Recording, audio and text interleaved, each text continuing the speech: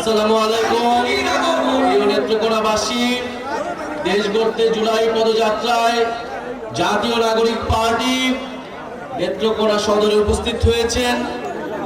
আমরা জুলাই গণ অভ্যুত্থানের 1 বছর পূর্তিতে পুরো বাংলাদেশ চষে বেড়াচ্ছি। আমরা বাংলাদেশের প্রত্যেকটি জেলায় যাচ্ছি, আপনাদের দুয়ারে যাচ্ছি, আপনাদের সমস্যার কথা বলছি। আমাদের জুলাই গণ অভ্যুত্থানে যেই স্বপ্ন নিয়ে তরুণ সমাজ রাজপথে নেমে এসেছিল, আমাদের শহীদ ভাইয়েরা জীবন দিয়েছিল, সেই স্বপ্নের কথা, সেই আকাঙ্ক্ষার কথা আমরা বলছি। কারণ আমরা মনে করি জুলাই গণ অভ্যুত্থান বাংলাদেশের স্বাধীনতা সংগ্রামের পরে বাংলাদেশের রাজনৈতিক ইতিহাসে সবচেয়ে বড় ঘটনা।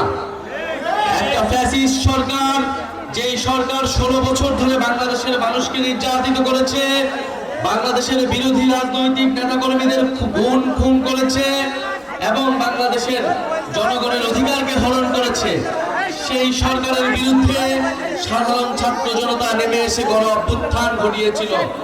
এই গণ অভ্যুত্থানের কতগুলো দাবি ছিল।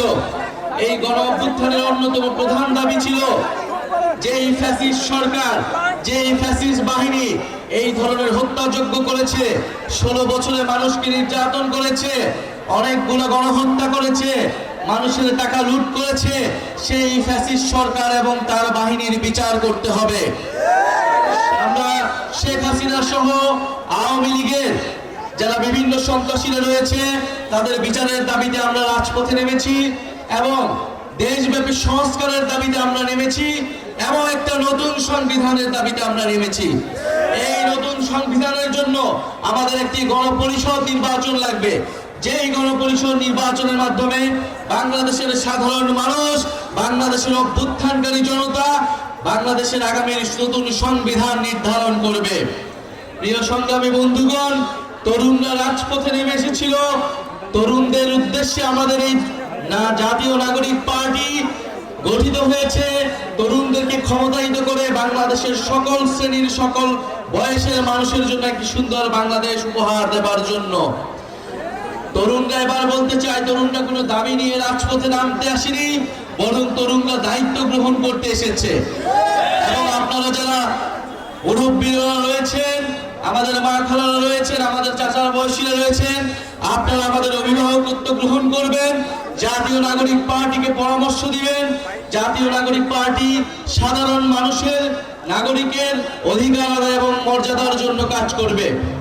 প্রিয় নেত্রকোনাবাসী, আমরা বলেছি এই মুজিববাদ এবং এই যে ভারতীয় আধিপত্যবাদের বিরুদ্ধে বাংলাদেশের যে সংগ্রাম শুরু হয়েছে, বাংলাদেশপন্থী, বাংলাদেশের স্বাধীনতা, সার্বভৌমত্ব এবং আঞ্চলিক অখণ্ডতা রক্ষার জন্য, মানবিক মর্যাদা নিশ্চিতের জন্য জাতীয় নাগরিক পার্টি কাজ করে যাবে।